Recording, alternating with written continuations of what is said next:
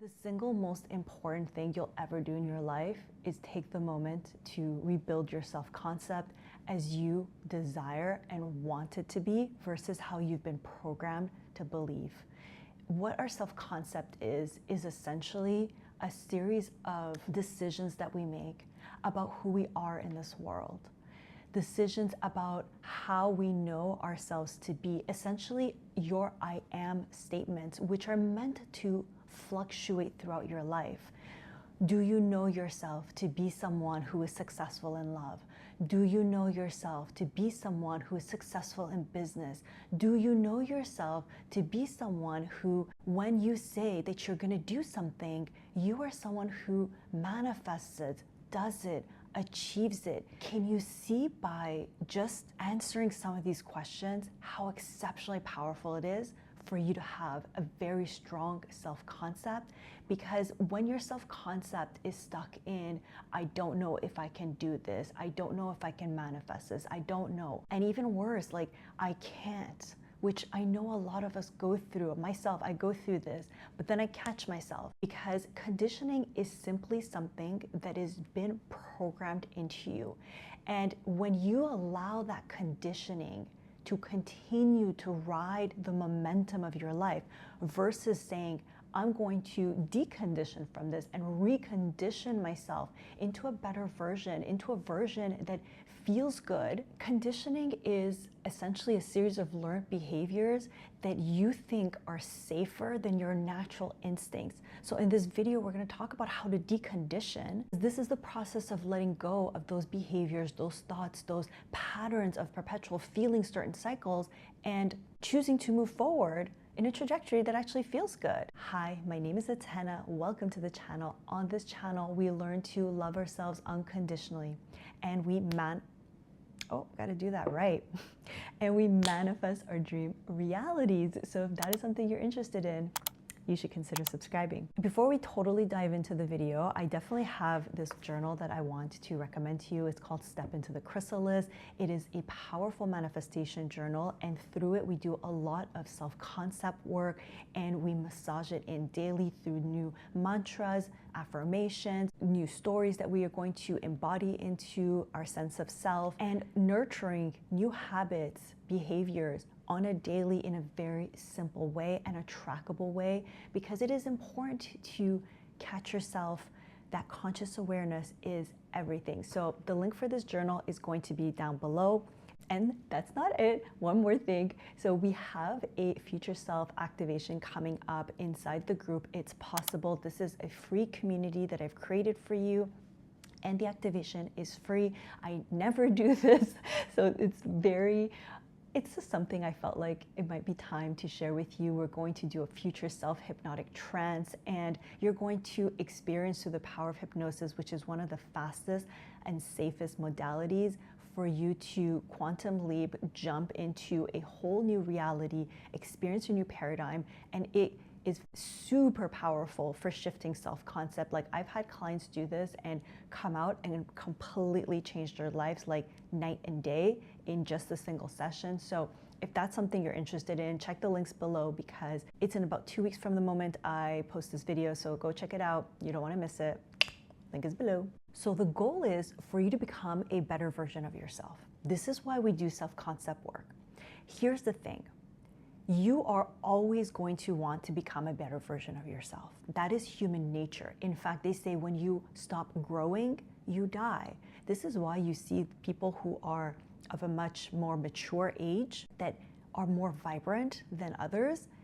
They are always growing in a certain way. They're continuing to learn things at the age of 80, 90. I saw a 98-year-old woman starting something totally new. I was like, whoa, this is wild, because that is human nature. We all need a goal to strive to. We all need an ikigai. That's the Japanese word of, having something to work towards every single day. We all have this within us, and you want to have that. It's healthy. But here's the thing. If you always put your self-love and self-acceptance on the other side of that, you are never going to feel good. Plain and simple. And beyond not feeling good, this is something I've observed time and time and time again, not just with myself, but even with the clients that I've worked, even observing other humans in this life. I'm a big time observer of humans. When we learn to love and accept ourselves with our flaws, knowing that we are a part of nature, your body, your human body, the atoms within your body are the same that you find in nature. You are literally made of star stuff. If you don't know, this has been scientifically proven. You are literally made of stardust. Nature is imperfect and yet so beautiful, and everything just flows in an essentially beautiful way. You are part of that. You are meant to be imperfect. And that is a beautiful thing. You are meant to have flaws. You are meant to have different wrinkles at different places and sometimes challenges with certain mindset. Like, this is perfectly natural and normal. And the sooner you accept that about yourself, the sooner you can breathe out. You can begin to melt away this feeling of never being good enough, this feeling of I have to continuously chase things, I have to continuously chase a better version of myself in order to feel accepted. When you let that go, you become irresistible to the external world. This is the most ironic thing. Someone who loves and accepts themselves, for instance, is so much more attractive than someone who's constantly fidgeting, constantly trying to find ways to better themselves in a very clearly self-defeating way, right? So someone who, for instance, goes to the gym and works out and knows that, oh, I really want to grow my biceps, or I really want to make my waist more thin, but you can feel that they're still comfortable in the body that they are. They love the body that they are in. You can feel the magnetic energy of that person. Comment below if you know what I mean, because the more we build that evidence of like, oh, it's true, when someone walks with their shoulders down, their head held like this versus walking around like this, or walking like so confidently, you just know that they have this huge ego that is overcompensating for something. Let's not say what. Like you feel like it's a vibe, you feel it. And here's the thing, there's such a power in acknowledging your I am done moment, your that's it, like I'm so fed up with feeling this way, I'm fed up of thinking about myself this way, I'm fed up with showing up to life this way, I'm so dissatisfied with how I am operating in this world, in this state, that I want to change. This is super powerful because I'll tell you exactly why. Your brain is a goal-seeking machine. And when you give it an objective that's positive, first and foremost, it wants to strive towards that. But the second thing you need to understand about this human mind and your subconscious reality is that it will avoid pain before it embraces pleasure, unless you condition it otherwise, which we do with my clients inside hypnotherapy, but that's a whole other story. So when you acknowledge that I am done moment, you're acknowledging that the pain of staying the same is far worse than the pain of growth, because you're always going to be uncomfortable in a certain way. Change is uncomfortable and staying the same is uncomfortable. Which discomfort is worse? And you have to make that clear in your mind. And we're going to get into the storytelling part a little later, because the stories that we say are so important. At the same time, when you make yourself a safe space and say, yeah, I'm fed up and I'm changing this, and still I have gratitude for who I am. Gratitude in the sense of, even if that gratitude comes down to the single point of acknowledging that you are aware of what you don't like and what you want to change, and you're proud that you have that conscious awareness, because a lot of people don't, by the way. Like, a lot of people go through this life completely unconscious of the different things that they probably would be best to work on, and they continue in patterns of victimhood, in cycles of self-defeating and feeling like the world is out to get them. You're essentially forming a habit of saying that you are a safe space. When you are a safe space, fight rapid transformation because A, you have the audacity to be super honest with yourself. You have the courage to genuinely look at your flaws, and at the same time, you're not doing it in a defeatist way. You're like, okay, I want to change my habits when it comes to love. I want to change my habits when it comes to money. I want to change my habits when it comes to the gym. Whatever it is for you, I want to change that. And at the same time, I love myself. It's like saying, I love myself and I'm ready for better. This is so powerful because when you invite yourself as the safe space, not only do you bring radical honesty and you're able to observe the things that you are dissatisfied in terms of your habits, thoughts, behaviors, and different feelings that you entertain, you're able to have that radical honesty. You're also able to say, I love myself in this moment and I'm choosing to become better. This makes you genuinely unstoppable. I want to give you an example of this. A few years ago, when I was kind of feeling dissatisfied in my career, I was a consultant for international development and I really enjoyed it, but I was not happy and I just felt like this isn't where I'm meant to be. I started watching YouTube. Like a lot of us do. And I saw this woman on YouTube who was literally living her best life. She had started a drop shipping company in Amazon. Yeah, something like that. A drop ship company. She was making a lot of money doing it. Her YouTube platform was a part of it. And I found myself feeling exceptionally jealous. Now, jealousy is quoted as a negative emotion. Right? We are trained to say you feel jealous, run away from that shit, don't admit it to anyone. But here's how I see jealousy. The jealousy can have a shadow part where if you're jealous of someone, you kind of want them to not do good in life. I've personally not experienced that part of jealousy. Like that's when you make it about that person, right? You can experience jealousy as a powerful reflection of what you need to pay attention inside. So what I observed in that moment is, wow, there's a woman out there who is giving herself the permission to live the life that she wants, and I'm not doing that.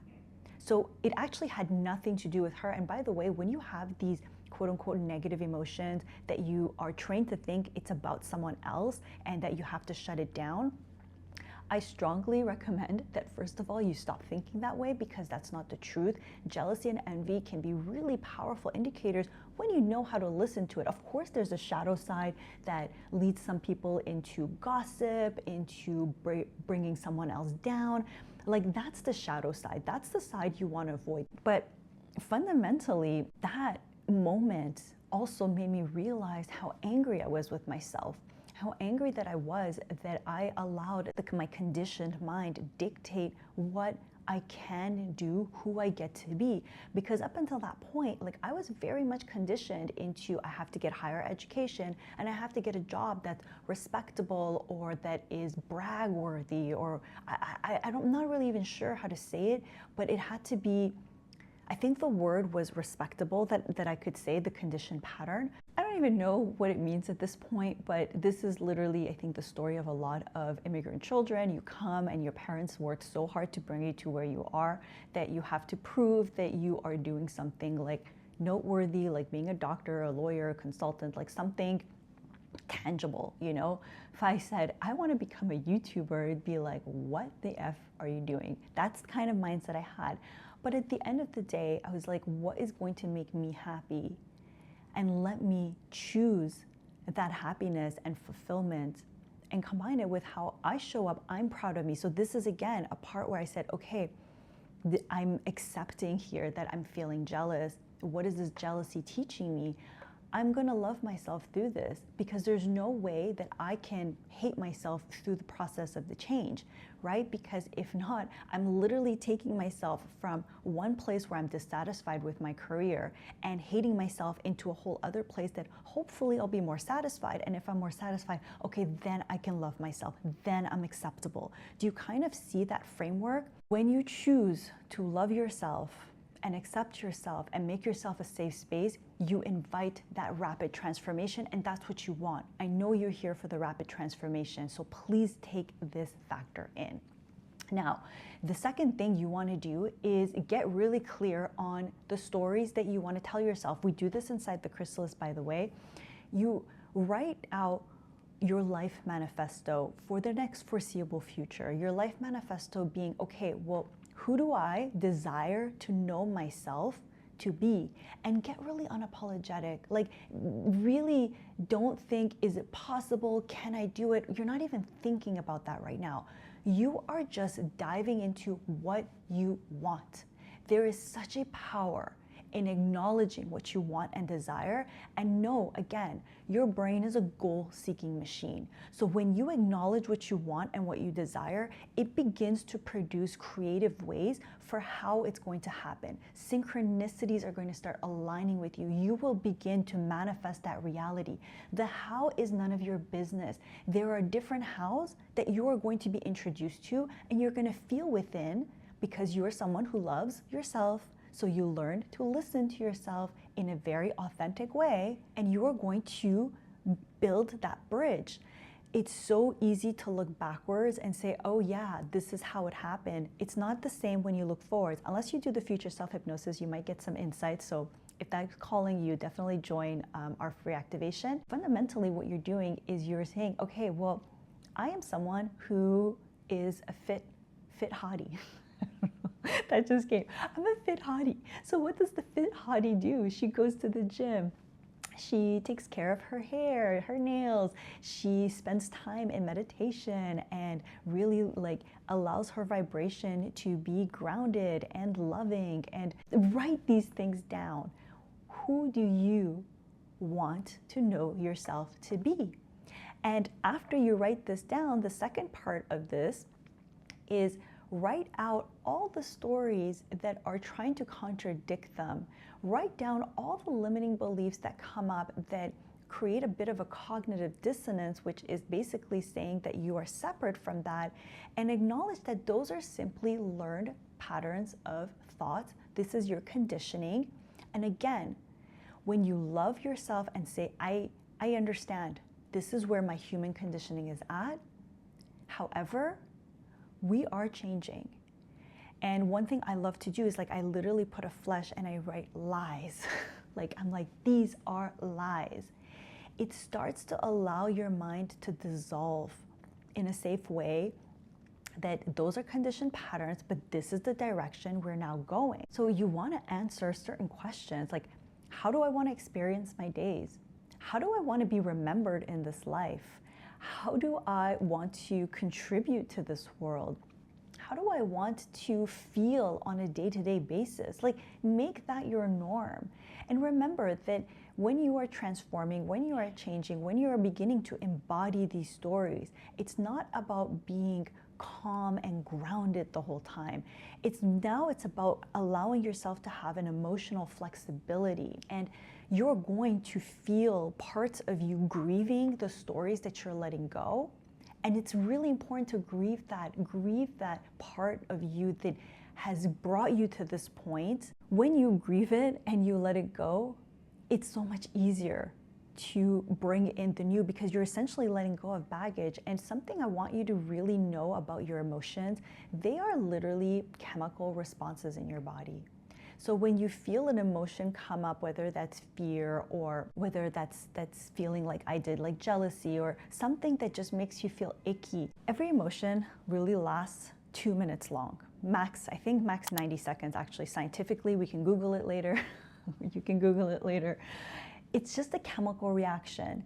And if you allow it to manifest outwards, like in a safe place, so I like to sometimes just go in my room, I'm feeling an emotion, I really let it out. Sometimes the emotion can feel like it's lasting longer because it turns into a feeling thought. It's all the conditioning that I have with this emotion that's triggered. So the jealousy that I spoke to you about earlier, if the conditioning around it was, oh my gosh, I'm jealous, it means that I'm a horrible person, I gotta suppress this, how could I feel jealous after everything I did? Oh my gosh, look at you, why are you feeling this way? Like, you can see how the spiral can be really fast. Or I can go inside the bedroom, just pointing there because that's what the bedroom is. I can let myself cry, move my body, scream into a pillow, and just let it out. And it takes about 20 minutes when there's a lot of feeling thoughts about the emotion. And then I feel better and it's gone and it's over. It doesn't need to be a bigger story than that. And I am even more willing now to embody the new story. So allowing yourself to say, what's the story I want to say? What's the conditioned pattern here? Let me say goodbye to the conditioned pattern with love. And as I let go and I let these emotions out, I am able to embrace a higher vibration. I don't even like that word at this point. I'm able to expand into this new embodiment. And something to also note in this is that it's so important that when you write this new story that you're embodying, that you repeat it to yourself daily, every morning, every night. Repetition is your best friend. This is number 3, okay?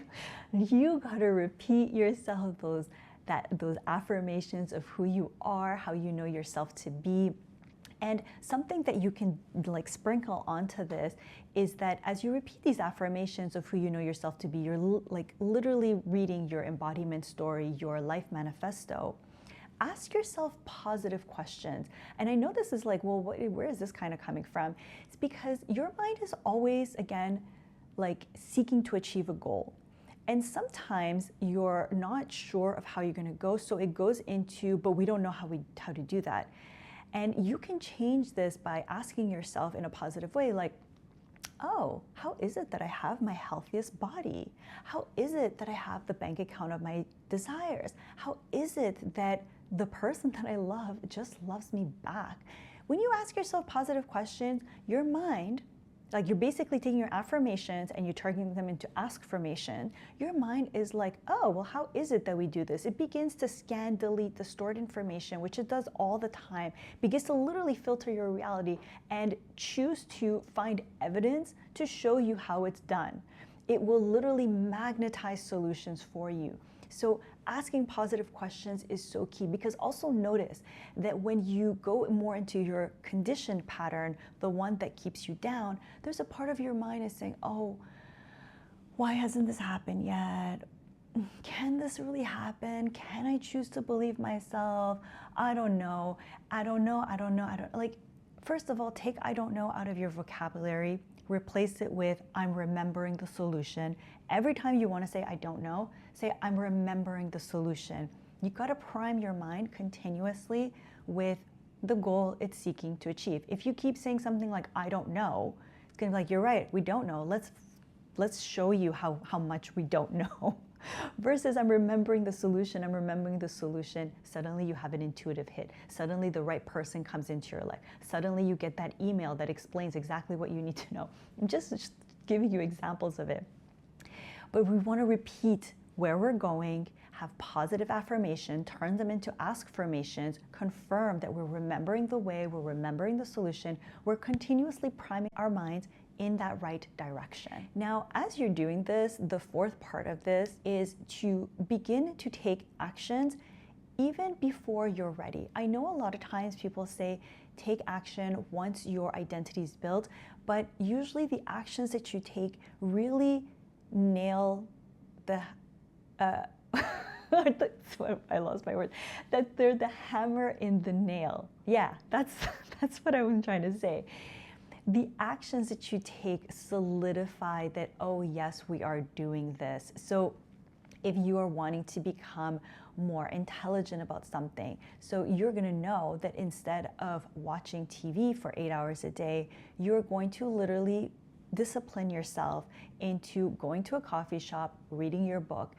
If it's going to the gym, get yourself an accountability partner. I can't tell you how good it works, by the way, all of this when you have an accountability partner, or come inside the It's Possible community, get yourself an accountability partner for the new year of all the different actions that you want to take. I highly recommend that you take 3 main actions for your new identity. Why 3? Because anything more than that, you are overloading yourself. Anything under than that, yeah, it can work, but then it's like you're not stimulating yourself enough. So choose 3 actions, which is exactly, by the way, what we do inside the Chrysalis. 3 actions that you're going to be working towards. Combine those with habits, because the habits are really going to show you who you are. Because what you do in a habitual way is foundationally like how you perceive yourself, who you know yourself to be. Like someone who sees themselves as a fit human will naturally, habitually go to the gym. So combine your actions with the different habits that you currently have and the habits that you want to embody to make your process even more smooth. But taking those actions is fundamental. And whenever your mind comes and says, oh, we don't know, yes, we do. This is who we are. This is who we be. This is what we do. Period. No more negotiations. No more negotiations. And then the final step, which is maybe the funnest step, but so freaking profound, mind your environment. A clean environment is so important. If your environment is messy, and this isn't just like your room or your home, it also includes your friendships and the things that you continuously consume in terms of information. We live in an information overload kind of world, right? There's Netflix, there's this, there's that. Be really intentional with how you surround yourself. So make sure that you have a decluttered home, because by the way, a cluttery home or a messy room, a messy closet, it messes with your mind. It messes with how you operate on a day-to-day. This has been proven time and time again. Go watch some Marie Kondo on Netflix if you need some support with this. Marie Kondo your way through this life. It also means, and speaking of watching Marie Kondo, what are you consuming on a day-to-day basis? If you are, building a self-concept of you are someone who does not drink alcohol, you are a sober person. Better to say that you're sober than someone who doesn't drink alcohol. Just by the way, make it positive.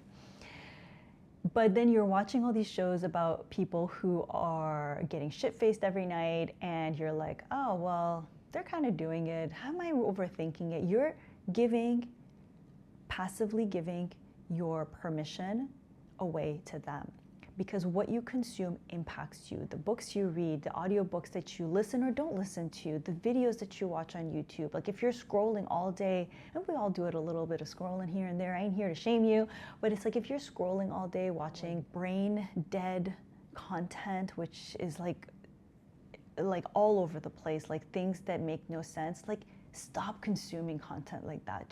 Just stop, or give yourself like a 5-minute time zone. That's it. Consume things that help you get towards your goal, that support you. And this final part includes your friends. If you have friends who are keeping you down, who speak poorly to you, who are always that bad influence, you need to cut them out, plain and simple. There's nothing more to say about this. Ain't no one here watching until this point have the time to entertain toxic friendships. You don't need to ghost them, but you're certainly now too busy to talk to them. You are too busy because you are busy building the life of your dreams. Make sure you give this video a thumbs up if you had value. Drop a comment below. Let me know what was your favorite part. If there's something you're working through, make sure you join the It's Possible community and join us for that free activation for your future self. And until next video, I'm sending you so much love. Mwah.